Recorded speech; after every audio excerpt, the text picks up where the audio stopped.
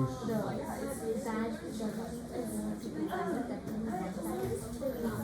then put the direction of it, and then after that, we can decide which final to put where, because they have cleared out the space for us.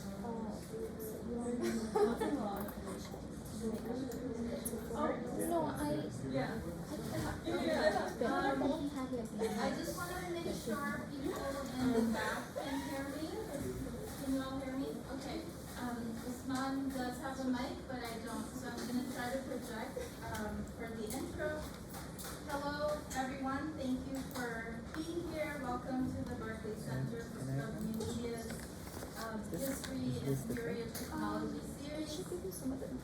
Today's event presented the generous co-sponsorship from the Arts Research Center, Art Practice Department, and the South Asia Art Initiative.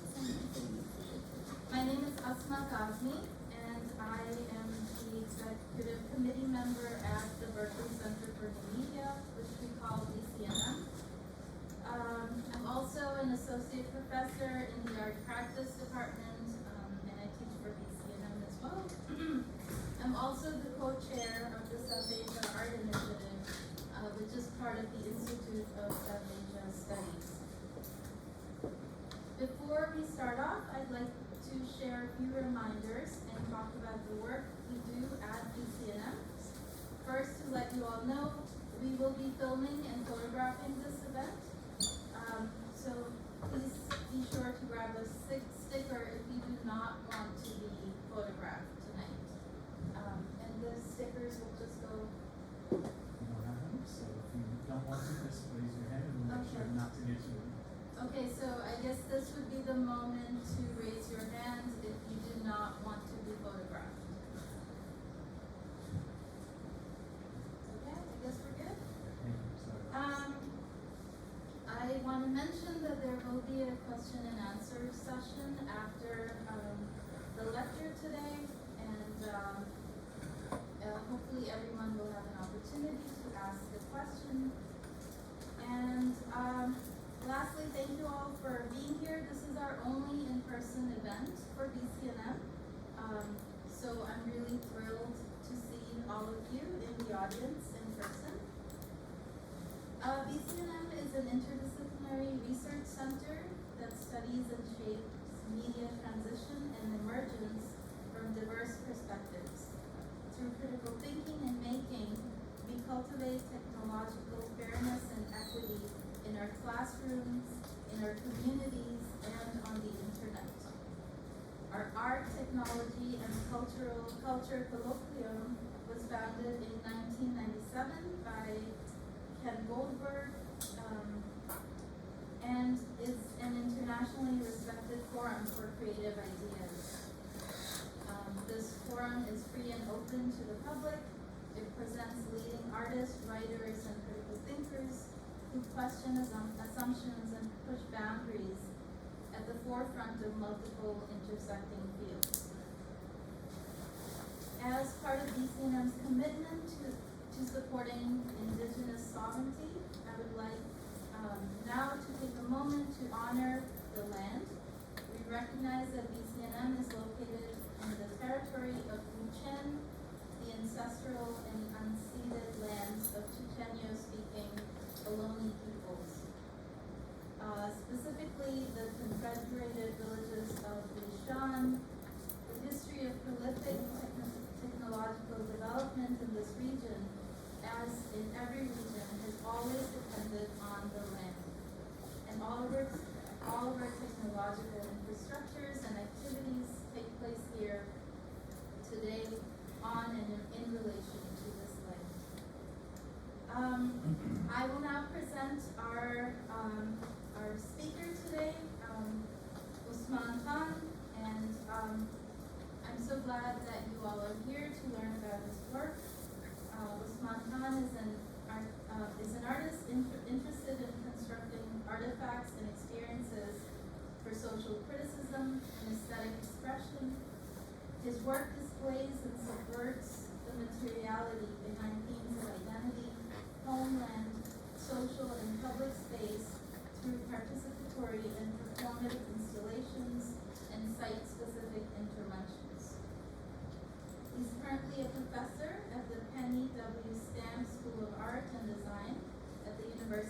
Michigan. In addition to his artistic practice, Khan is also the co-director of Indus Detroit Artist Residency and Culture Lab. He's the co-curator of Halal Metropolis, a recent series of exhibitions and programs exploring Muslim identity in Southeast Michigan. He's also a member of the cosmic jazz group, the Astro Mystic Sama Ensemble, and occasionally can be heard performing his double techno as Tiger X. Khan's work has been shown at the Massachusetts Museum of Contemporary Art, MassMoCA, the Museum of Contemporary Art Detroit, the Shanghai Biennale, the 01 Festival in San Jose, the Wit DeWitt Center for Contemporary Art in Rotterdam, the Ars Electronica Center in Linz, Socrates Sculpture Park in NYC, the Frederick Meyer Gardens and Sculpture Park in Grand Rapids, among others. He's the recipient of a Guggenheim Fellowship and Art Matters Grant, Ars Electronica's Pre-Art Award of Distinction, and an Arctic Circle residency. Articles about his work have appeared in numerous publications, including Art Forum, Art in America, Hyperallergic, ID, LA Times, New York Times, among others. Please welcome Usman Khan to his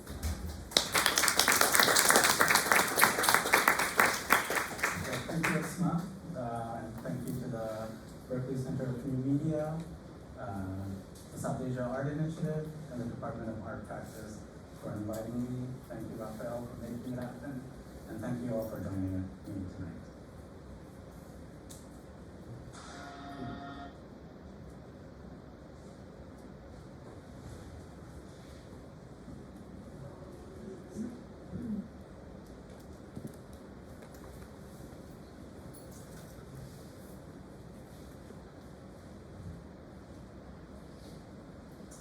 Study in blue.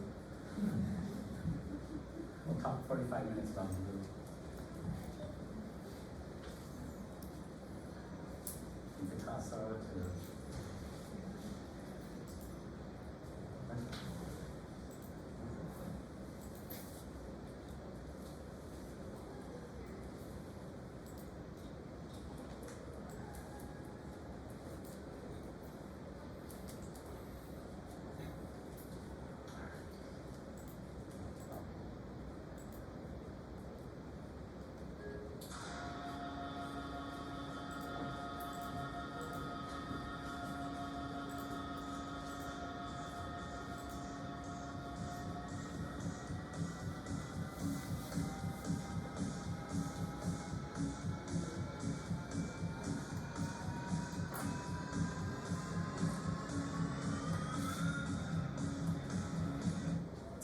Alright, so I'm going to break my talk into sort of three sections. The first will visit earlier work, and I'm going to go quite fast through that. So of course, if there's any questions, we have enough time to talk about any questions there. And then I thought I'd unpack more recent work and kind of go more into depth. And then perhaps do a preview of upcoming work, which is still very rough, but you see a lot of students here. So it's good for you to see how messed up and messy we really are in real life, as opposed to these polished final works sometimes you see. So starting off, I want to talk about an early work called Ulatab that revisits sort of the still life through mediation of technology, which turns it into a kind of performative space. So basically, any object placed on the table in real time leads this color down the table. This is done through sort of camera and custom software that sort of projects the image back down in real time. And again, turns the kind of proverbial still life into a kind of performative space, and then kind of allows new interactions to occur.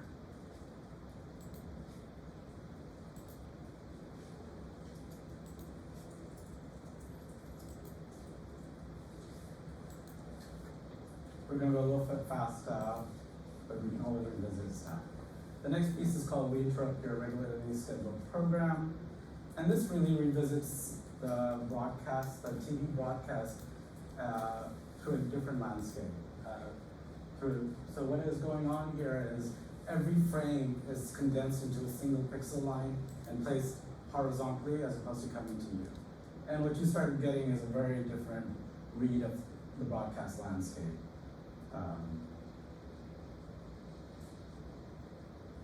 Edits, pans, zooms become these beautiful schmears and a kind of interpretive way of looking at kind of live broadcast TV comes about.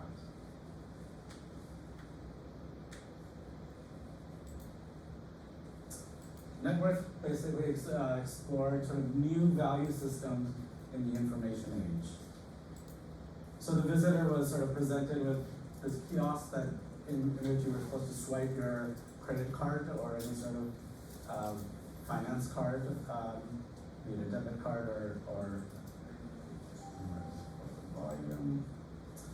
And once you swipe your card, the name on the card was Googled, and depending on the number of hits you got, your name was projected onto the monolithic screen. So you see his name shows up here. This is also a logarithmic scale, so by the time you're at the top, you're in the millions, and at the bottom, you're hitting the hundreds.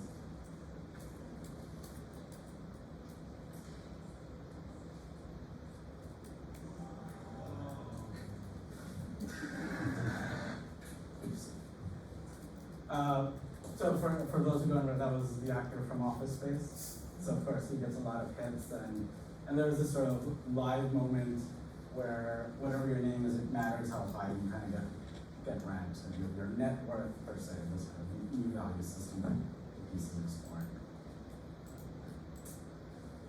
Scene for your labor explores the invisibility of labor through a slippage of technology, that of the infrared LED. So this black monolith is actually embedded with infrared LEDs, and for those who might know, infrared LEDs is what's in our remote controls, which the naked eye can't see that spectrum, but digital devices can.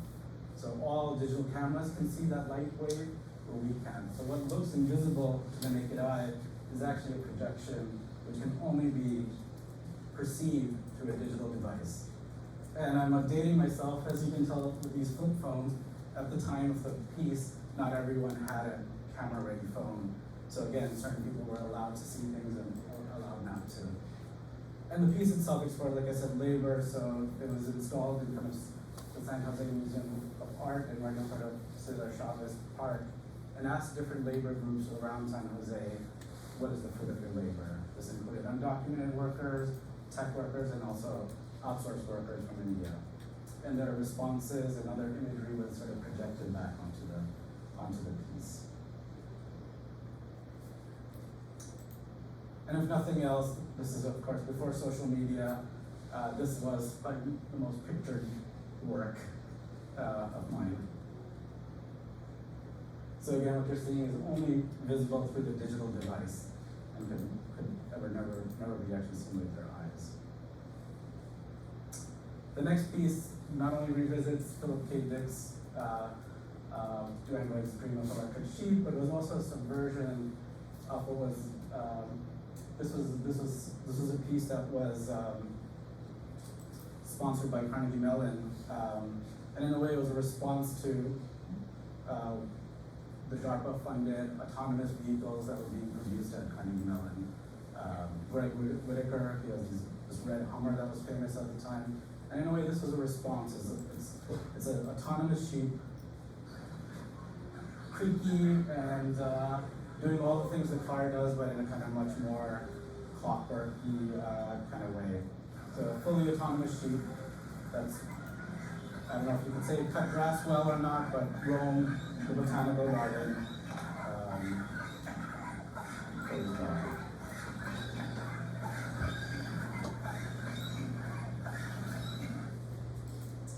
So the next work sort of explores the folly of the future.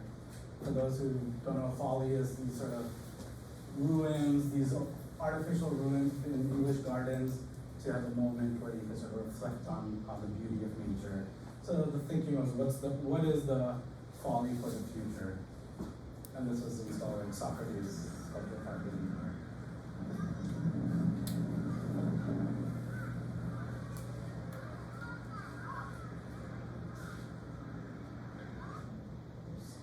And what's most amazing here is the child knows that the doors will open. Just seamlessly kind of goes, oh yeah, there's a door and it will open for me. The other kind of funny twist, which was not expected, is the disappointment of actually walking through this threshold. We're so used to thresholds being going from point A to point B. Here, when you went from point A to point A again, there was no difference. The kind of unusual feeling of disappointment that left. And then kind of soon after this time, I moved to Detroit. And for those who may or may not know about Detroit's history, it's basically a city killing its own citizens over many, many years.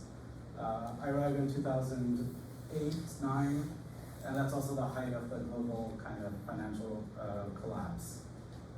And in a way, this is what I sort of came to with Detroit, with a lot of sort of half its population having left, and the rest in sort of dire conditions.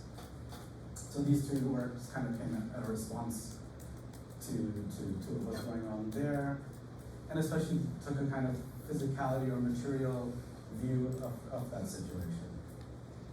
So the first work is called There Are Times I Lose Faith, where a beam floats magically in the air. There's numbers posted around the city. Here's an installation view.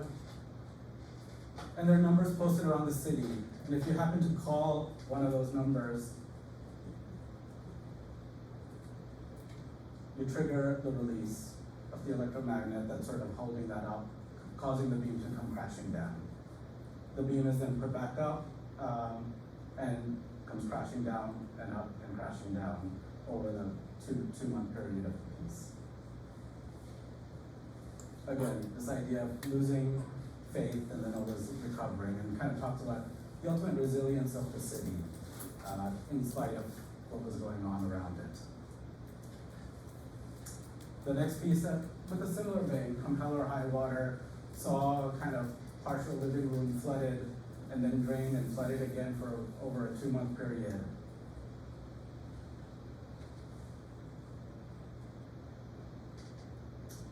And then the flooding was sort of determined by both CO2 levels in the room, but also tide data and other stuff. And we could look at the flooding as metaphoric, any disaster, or literally because of global concerns, global weather concerns. And then, as always, the Titanic always sinks. This is how it sunk, so it's kind of funny. But the reality of Detroit, and I think a lot of us saw a lot of the ruin porn that was being sort of popularized, is that ruin is not beautiful. This is the abject reality of ruin. Lives are lost, lives are ruined, narratives forgotten, and history is wiped out. So this is kind of the abject reality and not the ruin porn that was being sort of popularized at the time. The last piece in the series is called House, and it's the proverbial house, this time made out of glass fluorescent tubes. There's different variations. Oops.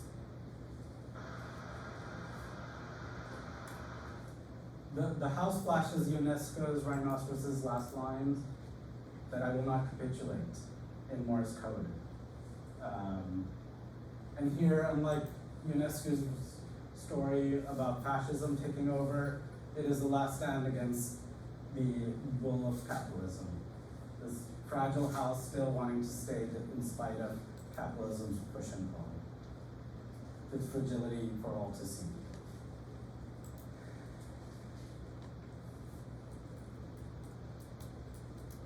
So the other thing that in coming, I kind of grew up in coastal situations, to coming to the Midwest was this reality about narratives. The Detroit narrative interestingly, does not include immigrants. The predominant narrative there was a black and white narrative. This is not to take anything away from those narratives, but even though the presence of immigrants, this is South Asians, Arab, it has one of the largest Arab populations, as well as Latinx populations. Those narratives were very interestingly very silent, even though the presence of those people were there. And again, I'm not trying to take away from those narratives, but rather a new sort of twist in my work happened and was realizing that in a way I need to insert my narratives into this space. I'm sure many people from the diaspora have read Salman Rushdie's Imaginary Homelands, where he reminisces about a photo from Bombay, his family photo. But interesting, for a lot of us, including myself, I grew up in Flushing, Queens, New York. So for me, it's not so much about this homeland that is there and it's sort of the struggle between here and there, but rather the struggle between here and here. So my America and our America, it's that in between which is where I'm sort of situating myself in my new work. This is a work that explores lunch when I was 10 years old. So on the left is the very kind of brown lunch that I got. That was last night's schema, kind of in toast, and the aspirational American bologna sandwich with green lettuce, white bread, and yellow Kraft cheese. The sort of longing, the lunch that I was forbidden to have, yet longed to belong. So, as I said, this is now where I'm situating my work and myself, which is between my America and our America, that I think kind of this new place that I'm looking for needs to exist. So the first work that I want to talk about this, basically places the kind of iconic imagery from Pakistani trucks onto its kind of American counterpart. And here what you see is two logics at work. One is the kind of capitalist, efficient, optimized, bland, may I say, idea of transportation. On the other, a media source, where the hopes and aspirations of its drivers are exuberantly put on the truck. It is nonsensical from a efficiency point of view. You're adding weight, you're adding gas. It's a different logic. It's a different logic of masculinity. And the idea is sort of to combine the two. This is our painted ladies from Pakistan. So if someone's not familiar, they're quite lovely and over the top. Don't get too excited, mine isn't quite there yet, but getting there. So this is the truck that's been slowly converted, and it exists somewhere in between. I don't have access to the cottage industry of painters and all that, but rather vinyl wrappers, vinyl wrapping. So using those as a kind of medium to place these imagery on the truck. So it's just a converted U-Haul that's been slowly being made over. And this is a utilitarian truck. It is my truck. I go to Home Depot, pick up whatever I need to, I ship work with that. It is the everyday. So as the truck kind of crisscrosses the landscape of America, it becomes part of America. And the aunties and uncles nod with approval. Everyone else asks, are you part of the fair or the circus? And I say, aren't we all?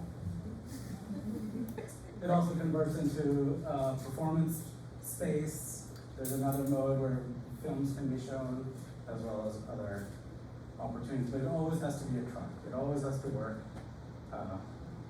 So for those students out there, figure out how to make your art work for you in different ways. And then, as with a lot of my things, these funny slippages as you crisscross America.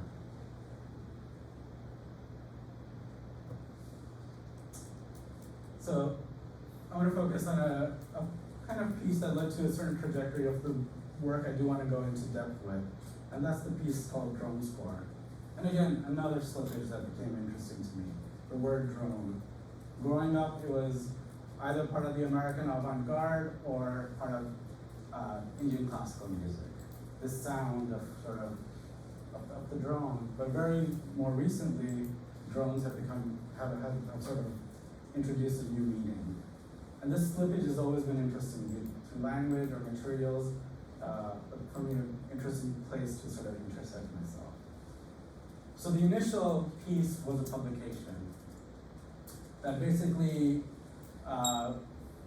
collected all the tally marks of drone kills in Pakistan, Afghanistan, and Yemen over a three-year period. And those were all printed, and those were juxtaposed with, and these are drone killings, was juxtaposed by a score by Lamont Young, a drone score, which basically is a perfect fifth, and as it says there, to be held for a long time. Interestingly, not only in the sort of slippage of language, but in notation, these sort of the similarities of notation of fill marks as well as notes sort of took on its own kind of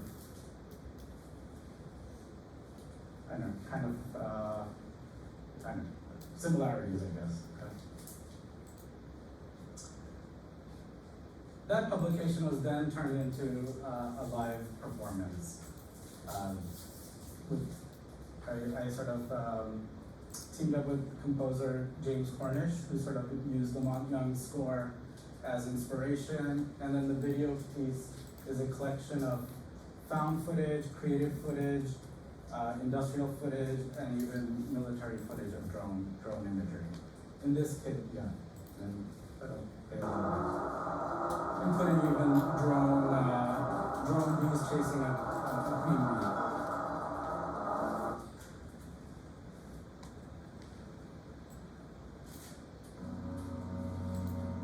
So the piece sort of takes off from Detroit.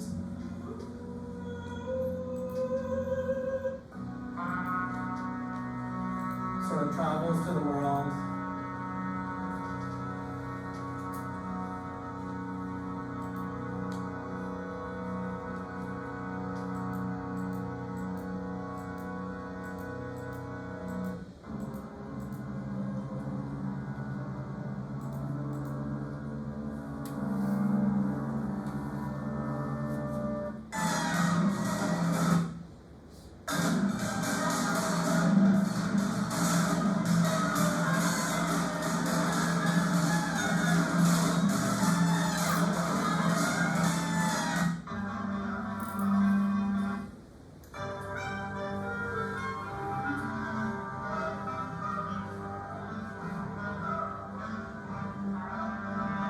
What started off as sort of a kind of beautiful view of the world, you start seeing kind of these alternate, right? You get a better snapshot of the world from beautiful scenery to protests to ultimately drone kills and military footage.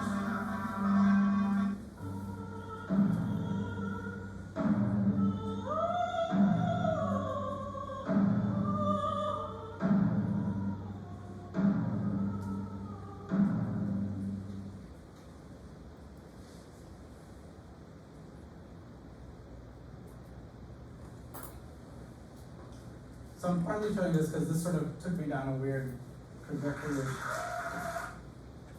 which initially I wouldn't have. I'm not a sound or a musician per se, but a slippage of a word got me into thinking about drones. And then of course, as we're all researching, the algorithm starts giving you new things. And I learned about these electronic Indian instruments. Never knew they existed, but there's a whole plethora of electronic Indian music instruments typically used to accompany you as you practice. So this is a digital sarong, which is a drone-like instrument. And I got into it, I started collecting these sort of digital tablas, more digital tablas, another tabla, another sarong, another, both of them combined, and that. So it took me onto a new trajectory.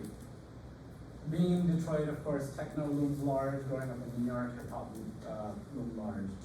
And what's most interesting about it was the misuse or different use of, in that case, be it the turntable or the drum machine by a certain population. And it sort of dawned on me, why weren't these instruments being played with the same way to the immigrant population? I'm not saying no one has ever done it, but it sort of dawned on me, like I never hear people fucking around with these instruments in a kind of fun way. So the next piece sort of explored that. Matt Phil, and I did literally, I'm using the word rag, you know, someone who's from a north, a classical placement might disagree if this is what the sounds of these were, have anything to do with rags, but it was just again, both a setting, a staging, but also a place for live performance of musicians kind of messing with these traditional electronic instruments. I'm not going to play the music because I want to focus on the next piece that this piece sort of led to, but this was just sort of more the staging of it, this kind of sculptural installation.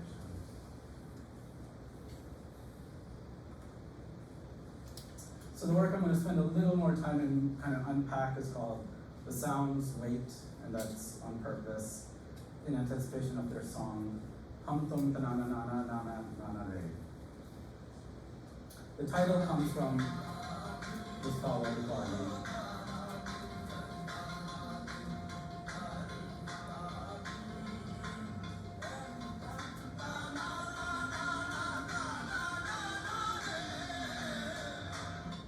So this qawwali is composed by Amir Khusro, who is considered the father of qawwali, a 13th century Sufi poet as well, also kind of sometimes considered in creating the sitar.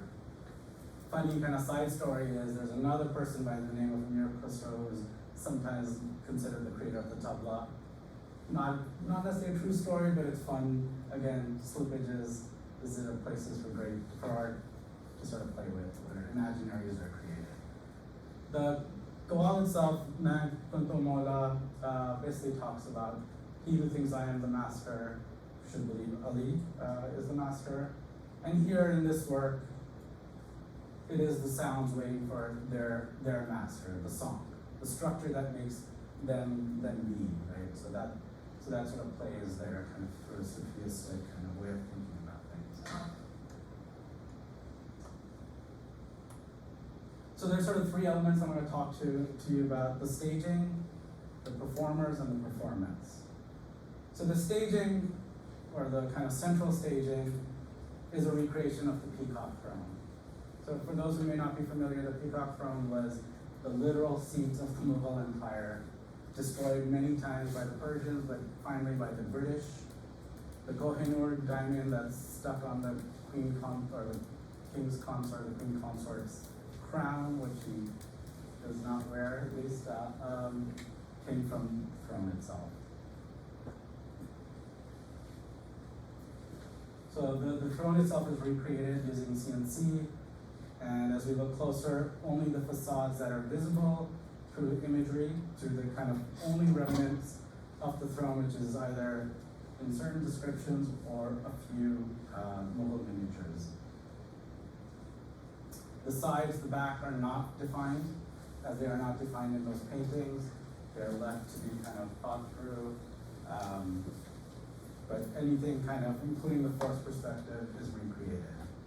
The whole stage is in a way exploded and made real kind of miniature painting. The tiger.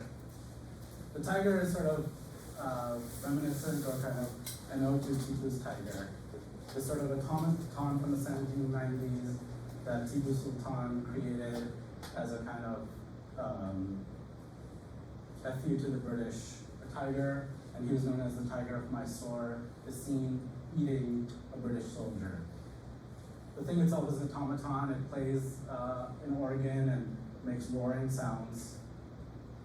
But the reality is all that hubris, he himself gets killed by the British, but all that hubris now sits in some corner in the V&A Museum, tucked between platters and carpets or textiles. other imagery, the prisoners of Abu Ghraib or Guantanamo Bay. And of course, tiger paintings on velvet. And they all sort of come together in this piece. The tiger itself is cloaked. Embroidered into that velvet cloak is these two verses by Ghalib in a ghazal that he talks about his own demise as he's getting older, which says, I am neither the flower of sound nor the tone of harmony. I am the sound of my own breaking. And the tiger kind of embedded with a modified Shruti box, so it no longer plays one note, but becomes activated through a electromechanical system.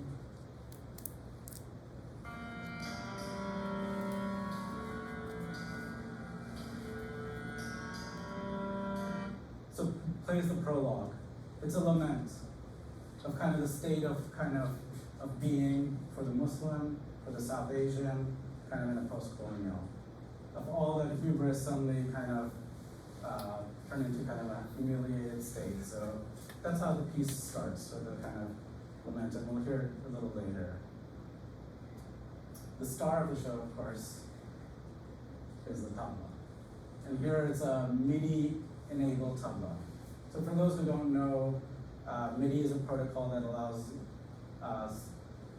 instruments to communicate with each other, telling them what to do. So funny enough, in electronic systems, including musical, but also in networks or kind of other electronic systems, there's something called a master-slave relationship. And literally that is the word that has been used. It's falling out of favor, but is used quite a bit. And basically all it means is one machine controls other dummy machines, right? So the master machine controls these slaves. So here there's a little switch in power dynamics. The tabla now is the master, and the Western synths and drum machines become its slave. They listen to it, but beyond just the twist of words, it is also a kind of fundamental difference in structure. No longer based on 4x4s, it's based on the tals, which are the rhythms of North Indian and South Indian music, depending on what setting is set. And that sort of twist again of language, to materialize that sort of twist of language into like a kind of recuperation of power. So, this is a Qawwali beat coming out of the tabla machine. And this is sort of how it translates into, I forget which drum machine this is.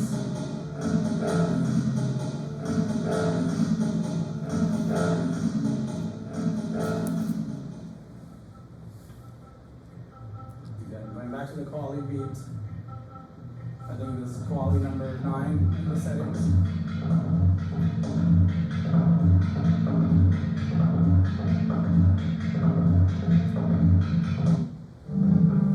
And here's another one.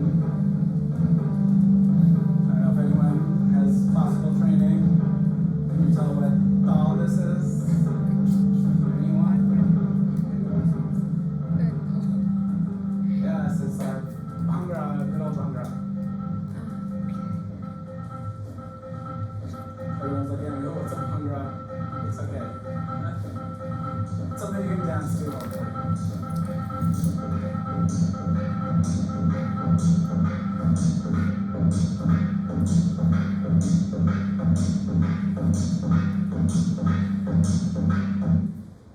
So again, this sort of slippage in the kind of power relations of master-slave is actually, again, a different logic structure, right? At the heart of it is no longer based on Western identity or Western structures, but like the truck, introduces different logic at the heart of what you might be hearing.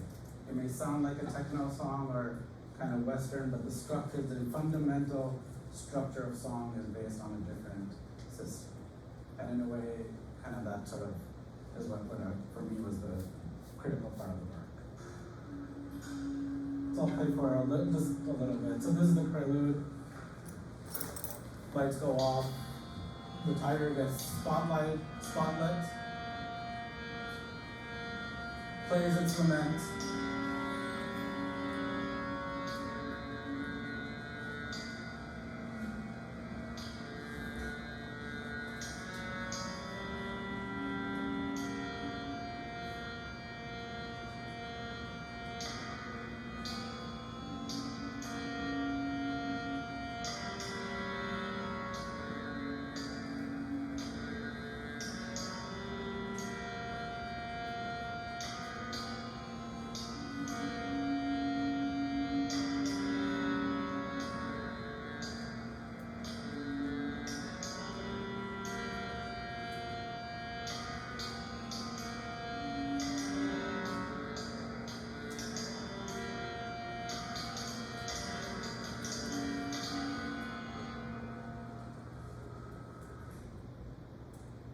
after Slavent.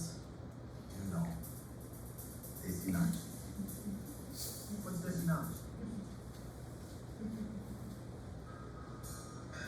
The composition begins. I'll just jump through it because it's a bit longer.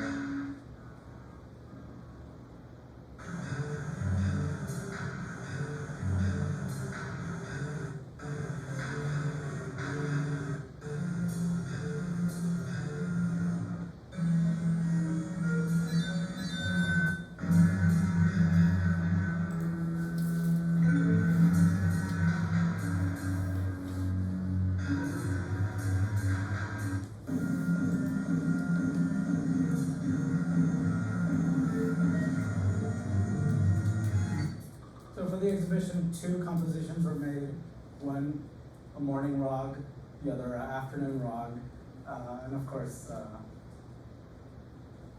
I'm using the word liberally here.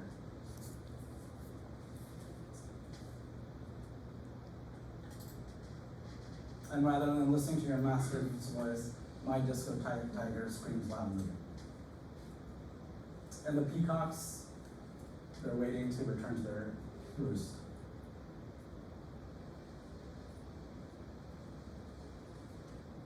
And this is also spurned, as Asma sort of smiled at me, a live performance version under the name of Tiger X, sort of performing this much more in a live venue kind of a version. So the last I want to end with sort of new work, and this is very raw and kind of still going through its paces. So hopefully it's upcoming work. But basically it takes the following premise, that the magic and fantastical found in folk tales, and in this case from South Asia and the Middle East, if we lens it through this Arthur C. Clarke third law that says any sufficient advanced technology is indistinguishable from magic, the argument then should be made that these were pre-colonial ideas of applied technology. And again, different logics at play compared to capitalist notions of what technology should be. So using that premise, the work sort of developed with, again, another refraction, which is to understand that through contemporary contexts and concerns. And it's what I'm calling 1001 iteration, or plus plus, which sort of is a play off of 1001 Nights, which Borges talks a lot about 1000, that one being this, not 1,000 was enough, but to put one more is like adding 1 to infinity, and the magic of that. But in decimals, it's the number 9. So it stays aspirational. So again, it wavers between being too much and not enough. And just in its sort of ideation of the project itself. So again, I'm going to show you some early work prototypes, just to let you know how messy work really is before it gets all polished up. The first piece looks at Sherazade, this woman who has read a lot and knows a lot, the character, the main protagonist of 1001 Nights, here becomes an AI storyteller. Not an assistant, but a storyteller, who's trained on these pre-colonial literature, like 1001 Nights or the Adventures of Amir Hamza, as well as immigrant narratives. And that generates a story a day that is told by these various, I'm going to use the term dolls, to different audiences. Initial tests, we were using certain neural networks, and like any great storyteller, it started making up its own versions, started making up its own words. So the storyteller started just babbling on in a different language.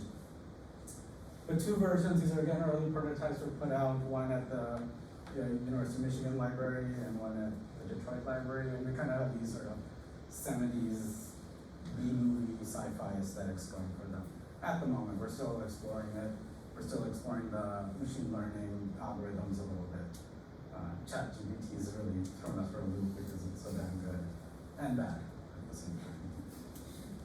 The next piece is Flying Carpets.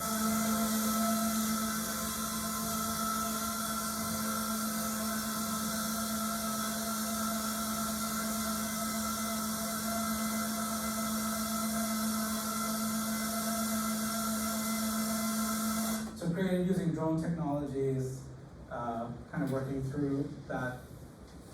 That's one version, and here's some other versions using swarming technologies. But unlike Disney's Aladdin, this is not these will be actually caged, because if we understand these technologies, especially to the communities I'm interested in, there are technologies of the drone technology is one of surveillance and killing.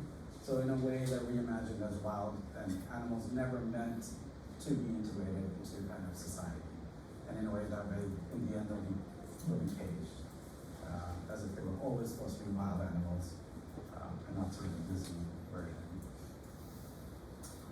Tablets, which is a thermochromatic painting, which the heavenly person above inscribes with magical messaging that never lasts.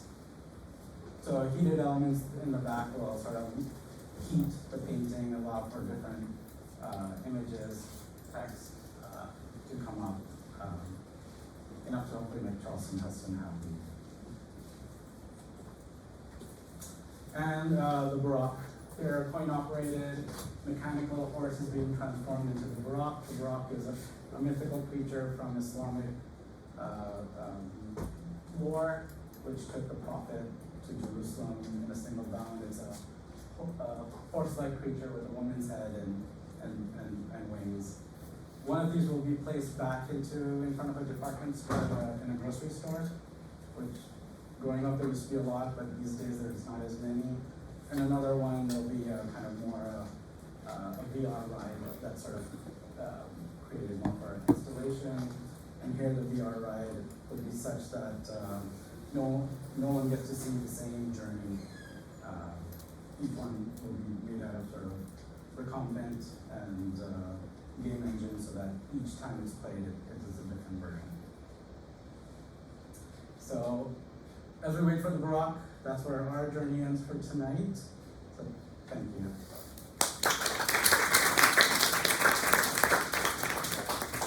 We'll open up to questions. I'm happy to, I know I went really fast through things or didn't explain things, so let me know your questions and we'll take it from there. Yeah. Hello, Professor. I have, so I'm a graduate student in BCNM. I have two questions that are sort of relating to the middle period of your work that you said, between here and here. Okay. So I am classical, I'm trained in classical theater in North Indian classical theater. So sort of, I have my question is there a version of here, and there? And yeah, how do we understand this in the context of the pandemic? Because again, I don't know, that's when I produced a lot of the here and there kind of theater work. My second question is a little more like intellectual, which is a little more like about the sort of implications of this work, which is how do you see your Hyderabad not just as a post-colonial engagement with art, but also a de-westernizing and a de-Brahminizing engagement with art, because again, South Asian art is also mired by sort of, casteist reclamations, and I thought the Mehfil piece was very interesting in that context. So yeah, those are my two questions. Okay, just to repeat for the recording, the first question was exploring what do I mean by here? No, in light of COVID it's about if there is a here and there. So, and maybe let me rephrase it in that for me, Yeah. often for the diasporic community, there's a here and there, the home and the homeland, and the dialogue between. For me, that what sort of emerged over time is authenticity. Who gets to determine culture? It ends up being the there often, at least how I felt it. But I'm here and I am here. And what does that mean? And Rushdie writes about this, that in a way we will perpetuate a different culture. That's different from the their culture. And in a way there's a separating. But the here is also between 2 points. Like I said, my America and our America, there's a new here being developed. For those who are as familiar with Nusrat Fateh Ali and Run DMC, right? There's a new kind of what I like to say is the existence of Hyderabad, that space in between. So that's not to say there doesn't, and for you there might be very important, but I'm willing to let go of there because there is a tourist place for me. To me, it is a place of tourism, not the home that I long for or remember, as Rushdie did it, was sort of writing initially in this work. The other one is about Hyderabad as a decolonializing kind of.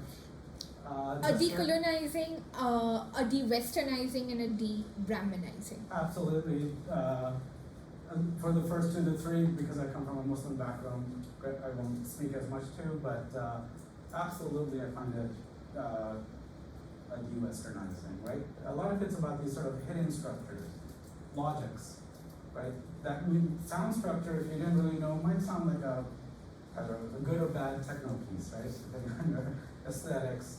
But structurally it is fundamentally different, right? The kind of foundations of the beat structures are based not on Western ideas, but South Asian. Same with the truck. That logic is not what capitalism puts forward. It makes no sense to capitalism. And these types of areas, I think, are where we can sort of start thinking about decolonizing technology. Even looking at the final pieces that are not yet finished, to argue that magic is applied technology, it's just very different. In fact, a lot of the magic is in these tales turns on people. The jinns are not very kind of helpful creatures. They're all tricksters. Magic is full of tricks, and we're living that through technology as well, right? So it's those type of places where I think I am interested in pulling out to give alternate ways of thinking about things like technology, which we think is so objective, but it's not. It comes out of a certain culture and certain ways of thinking.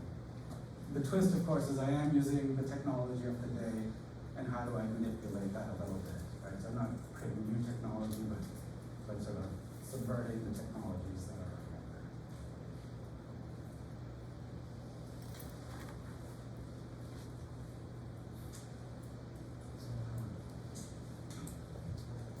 Talking about some of the early work, it seemed to function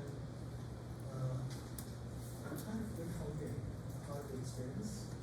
Maybe even the sort of the door sliding open, and you mentioned the disappointment of there not being another side, or there's no shift in one's experience. And so from that early withholding, some of that early work, to then the later would be more of a kind of sensory, not necessarily an overload, but saturation. And I also think of how excess is positive as kind of a reactor stroke, but it can also be like pleasure. Just your thoughts about that, or even if you think there is a shift from the whole Yeah, so the question is two-part, or one part, but two sides. One is that the earlier work has this notion of withholding, and then the second one, in a way, doesn't. It sort of immerses itself in a type of saturation, I think is the word you use, or access to it. And let me see if I can understand. So, I think for the earlier work, this idea of interaction was still very new to me. This idea that the participants complete the work. I don't know if that's where. Can I just give another example? Sure. So for example, the phoning in, with the beam drops, so I don't know, when they phone in, do they know what's going to happen? So the experience happens in one location, but the participation might happen somewhere else. Or even he doesn't get to see the images with the phone. So some people get participate. Oh, that's how we would call it. Yeah, I think in that sense there was a kind of play on access, kind of you could say equity, who gets not to. You're right, the person who phones in doesn't know unless they've visited the museum. In all honesty, very few people only who visited the museum and knew about it searched out this number. No one else, I think, ever called it. But it was purposeful. What does one, like a kind of cause and effect that we may not know what repercussions of these things might be. What causes being, people made up stories right there and then. You said something or you walked too fast and you caused it to crash, versus someone who called a nonsense number. And same with the phone, kind of like the undocumented workers that I was very intrigued in sort of exploring.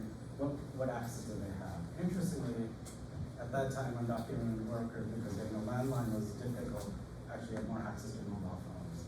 So they actually probably had more access to that piece than one would initially think. Then it became about a sort of jockeying. Physically, you saw people looking over each other's shoulders, and that was, I think, of interest. That this realization of what do I have access to, and what do I, can I invigorate the public square? This new idea of this sort of monument, this sort of stela of sorts, that something isn't visible to all. So whose public laws are being put out there and for whom? So yes,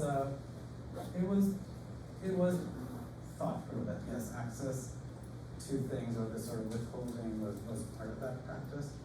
I think as it's moved forward, it's been more because, and I was sort of talking about this, that the ideas of open work were probably a little bigger in the initial pieces, right? You create a sort of system and let the public kind of complete it in their own way or not. If no one ever opened their phone, they would never see anything, and that's also true. That could have been a truth. Versus making them more pointed, and in this case, because it's about immigrant narratives or adding that voice into the American landscape, no one else can, at least in kind of my view. It's not for them to now inscribe their thoughts to it, but for me to make sure that I'm getting across what I want, and so therefore, full access to every part of it is made available. I'm not sure if I answered it completely, but you can still try to unpack it if I haven't. I guess going along with what Alon was saying, I was thinking about the later work as you sort of being the truck artist, embodying this kind of exuberance and pulling from imagery that's gendered and complex and tied to fantasy, but also a kind of religiosity. I feel like there's something. Would you say that there's something you've learned from the folk art of the truck? Yeah, I mean, I think as many of us, kind of indoctrinated in kind of Western aesthetics, kind of full of minimalism, modernism, let's say in general, right? And I think initially certain things, so the truck in Python would never be a radical gesture, right? It's everywhere. Here it becomes radical because it becomes a kind of alternate other. Like I said, the logic of capitalism, it doesn't, that sort of overly flowery stuff doesn't exist. And we see it emerging not only in South Asian, but many kind of BIPOC, this alternate aesthetic, which often is colorful. It has almost a cliche, right? We can all acknowledge that that's sort of one of the markers, right? Oh, it's super colorful and it's flowers. You're probably coming from an ethnic background. But there's also a truth there, and a truth that I want to also put up front to counter minimalism. We see it in the way your house is supposed to be, right? It might be a global minimalism, but it's not a truth for everyone. So I think that's where it's coming out of. Folk traditions, of course, are an interesting one. there's a weird, strange commonality. So this is mostly technologically kind of engaging work, but like folk abstraction is a kind of another idea I've been working with, like sort of play with the word folk, which is whose abstraction, right? The abstraction has existed, and not just the primitivism that Europeans took on, but with flowers are the same from different folk traditions, be it Palestinian kind of embroidery or something like Pakistan or something like that in Latin America. So there is something there that's also kind of fascinating. I'll leave it at that, but yeah. Thank you for sharing all of this. I have a question about explanation. Because I found your sort of explanations really helpful for how pieces work, and also like the side would like to know how you go to Fruity Box to do that, like to like engineer something to make that happen. But I'm wondering if who your imagined audience would be, given that the audience is not experiencing, especially like the Peacock film piece with explanations at hand, right? So like, is your intended audience somebody who already is familiar with the imagery and mythology, or like is there an unknowing outsider that could show up and experience it, or like what is your sense for different kinds of experiences? So for me, starting with the title, material descriptions and descriptions are all part of the piece, or are all under the artist's purview. We can either include them or not. I am fully fine. So in that piece, it was not included in the wall, but in a gallery text that you could carry with you. So in that sense, I think knowing more adds to the piece. There are times where you're like, you tell too much of the joke's not funny anymore. Here it's important to understand some of these references. So it is shared. But it's a different type of, right, someone who feels it. If you know about Tipu, you get those right away. Usually you might enjoy the work. Oh, look at this cute kind of stuff, but not actually get those until you read something, or if you never decide to read it, you take a different experience. That's a reality, absolutely. Any work would come with art histories, no matter what the descriptions might be. But again, all of this is under the artist's purview, so I do believe we have a responsibility to explore it if we think it's important to understand the work. So I'll leave it at that. I tend to often believe certain explanations are important in order for you to get the work, get that second layer. Do you need it? Probably not, but it's a different experience. You might just sit there and be like, oh, that was a pleasant light show. And as far as the Shruti box, it's just it's a MIDI controlled with solenoids that sort of. Do you know how a Shruti box works? So instead of the little levers that go left and right, it presses on it and releases it. So it becomes a way too complicated harmonium in the end, but there was something fun about having it as organ be the lungs of this type. The organ be the organ. I'm bad with, you gotta forgive me with that puns here.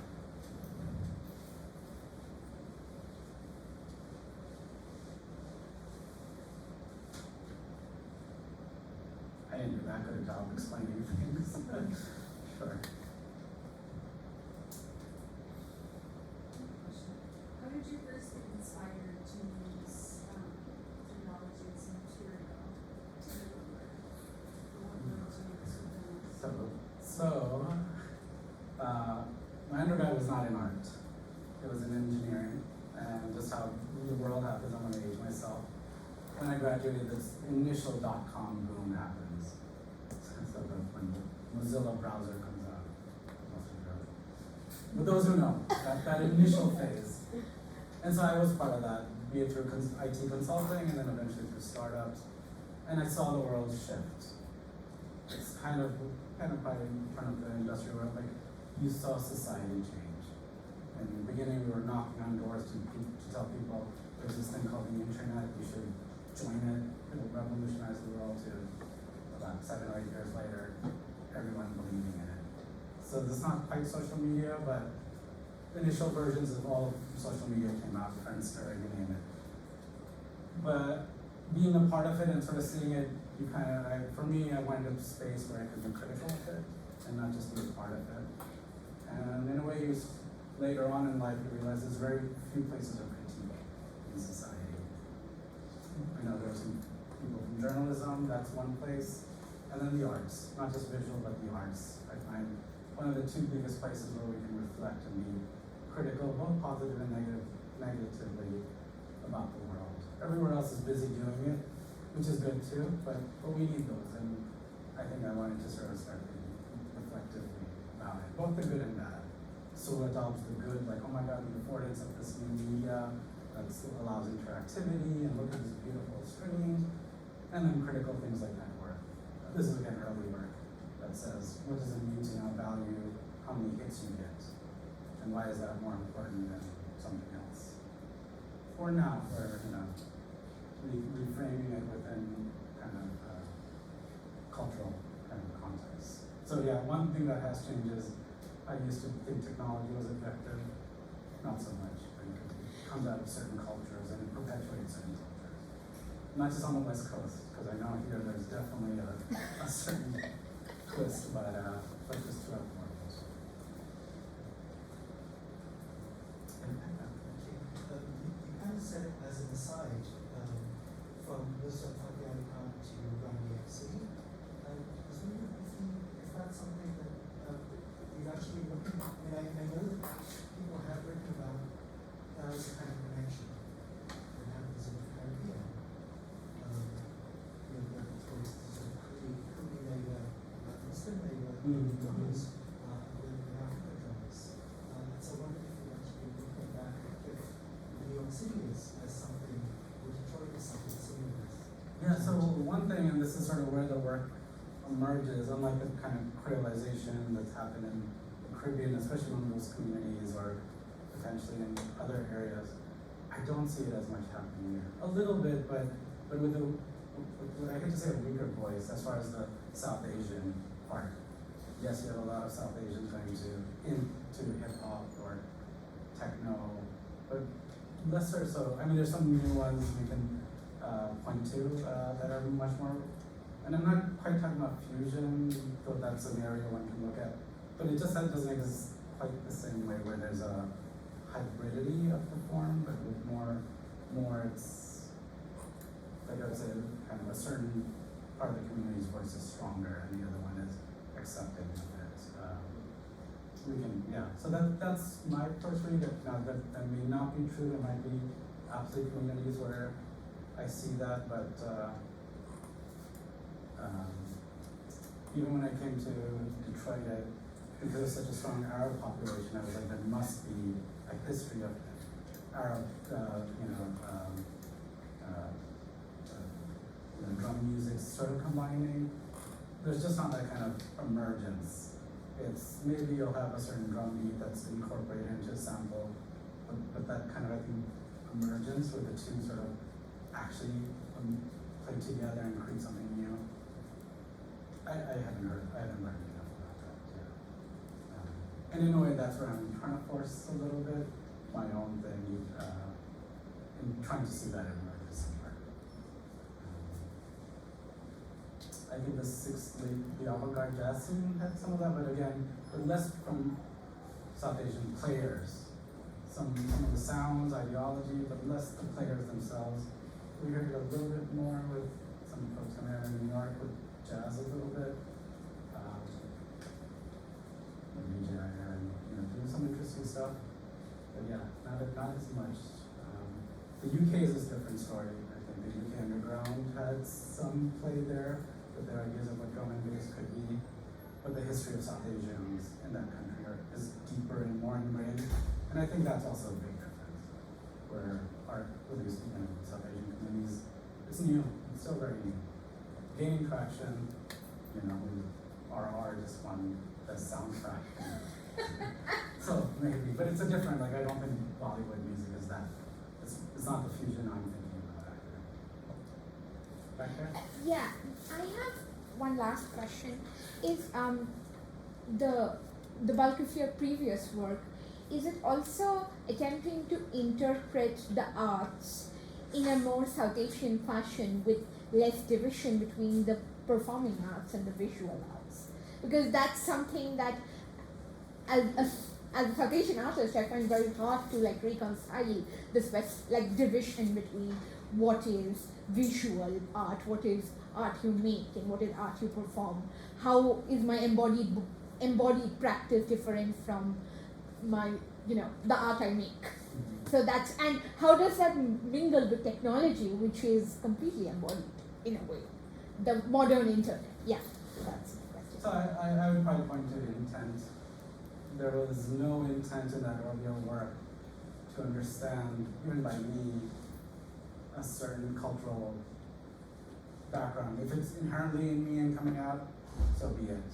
But the intent of actually kind of exploring it, kind of understanding how it could be an alternate, is it a kind of colonial or post-colonial modality or methodology, that wasn't there.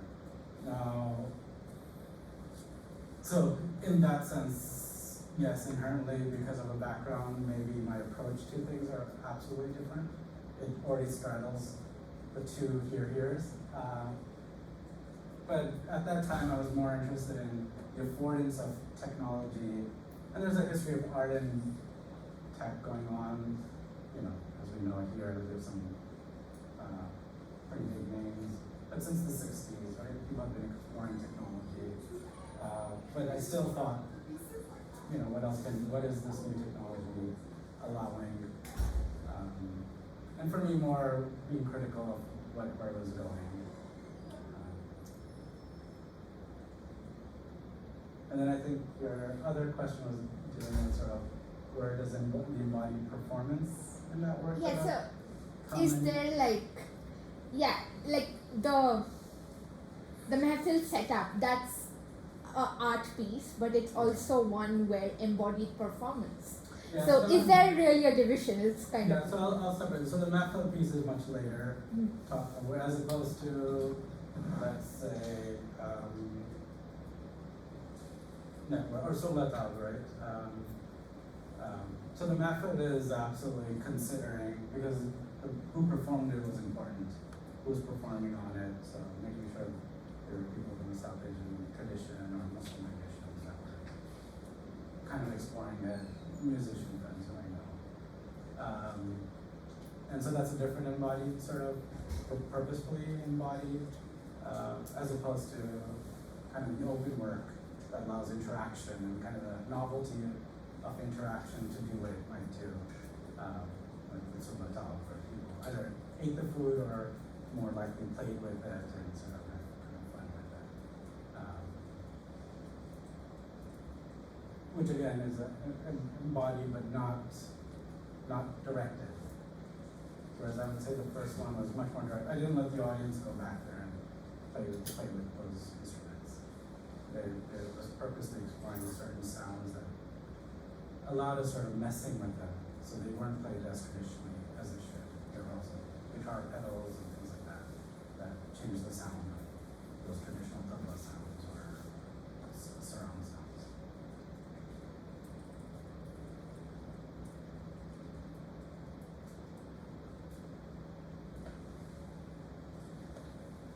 Yeah.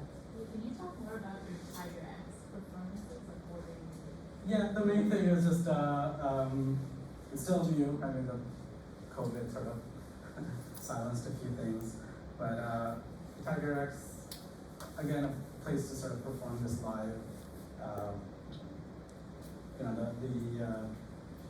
The installation itself is very canned. Right? It almost has to be there. There's a few variations with some ideas of random, but not that much. It's not meant to be. So it allows me to not go places where, let's say, that installation can't. A lot of the electronic instruments, the one I play with is the MIDI one for the installation, but a lot of the other ones are can't, so you have to play them in order to get those sounds. And if anyone gets their hands on one of those old electronic tablas, they're amazing sounding. They sound kind of like a 808 with a kind of twist on them. So that's what Tiger X is trying to explore. Again, going to that middle ground of why aren't South Asians messing with these instruments and creating the new. I mean, I'm not saying there aren't. I'm sure there are kids out there, but I'm surprised there aren't as many as I think. And so it is filling that void until someone who's better at it should take over and I can talk about it. It's just I'm not hearing it. Here I am in Detroit, part of techno, and all the kids, BIPOC kids, are still making a certain sound of techno that comes out of a certain tradition, which is never to take anything away from that, but whereas kind of this immigrant version, this sort of amalgamate, kind of mixture of the two that can come from. So still working on it. Half the time I can't see these masks, so a lot of boops and boops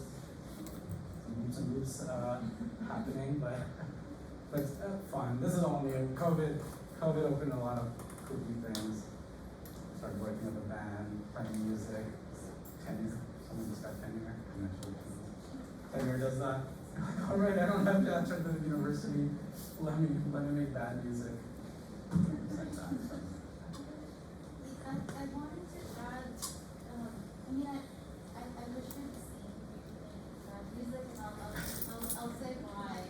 I can't erase the image of the type of disability as you described it, with the clock.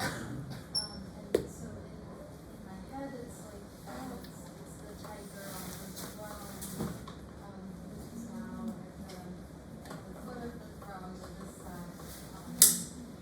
its head, and then it shows the images of prisoners. And so I was thinking a lot, I've been thinking a lot about masculinity and gender as you spoke about in your presentation, and how this work is sort of complicating that, especially in view of Muslim male identity as it's perceived in this Western context. And so, yes, I guess I just wanted to interrogate that and maybe have you speak a little bit more to that. And you're talking more about kind of both the sort of reclamation of the tiger, both in a costume form or in a in that sense. Is there, how are you thinking about, the tiger as you embody it, as a male South Asian Muslim perhaps? How does the tiger exist in the world? Does it complicate? Yes, exactly. Because I saw the tiger suit as prison. Yeah. That's it's. Was I getting a double take or this was? No. It was so for Tiger X. There's that absolute play on the reclamation of that orange jumpsuit, which has its own kind of funny history because if you look at what Al Qaeda and them, they started using orange uniforms from their prisoners, and usually they were just orange jumpsuits. Like how orange became the kind of symbol of humiliation between the two sides, starting of course with the West. So it is a reclamation of that as rather than a costume of humiliation, but rather a kind of I'll take it on and I'll embody it, but I'll embody it as the shed, as the tiger, which traditionally is the symbol in Asia, South Asia. I mean, the lion still exists, but the tiger tends to be the stronger one in Greater Asia as that sort of symbol of virility, strength, and masculinity. So it's now become a symbol to play with, but a symbol that can easily be also shrouded and humiliated. Kind of knowing what happened to Tito's tiger. There's another body of work that sort of looks at both two characters that are both the same but two sides, where it's a tiger-headed figure and then a hooded figure in conversations between the two of them. So emotion, passion, logic, rationale kind of playing with each other. The Ghazi and the Ghazi, they're the holy warrior, so the tiger embodies the holy warrior, the hooded person is the Ghazi, the fine judge, the judge. another body of work, but these characters are now becoming more central in archetypes that I want to play with, combine or separate in different ways. Yeah, I think how and why I'm not sure. Why, I think I like why the tiger of all the things. It's just by looms large in our mythologies, Indian mythologies, which is probably why I sort of gravitated to it. Tigrus became a very interesting character for me to just think about. For those who don't know, he's an emperor from Hyderabad in southern India, who rises up against the British colonial rule, but as the British did, they used different forces around him, put him down. So yeah, I think just one of the few kind of individuals that sort of loom large. The reality of his life is probably not as romantic as we can now make it. In parallels, a lot of, like I said, is about slippages. The orange tiger, the orange jumpsuit. Playing with those parallels, or slippages. Slippages of language, slippages of material.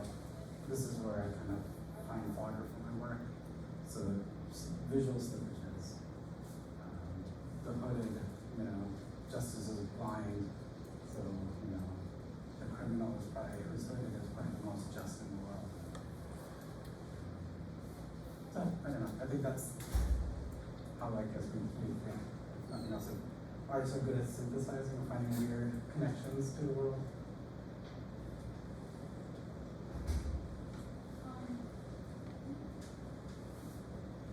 If there's no other question or comment? Yeah, it's 6:30, so thank you all for coming and thank you so much. Thank you all.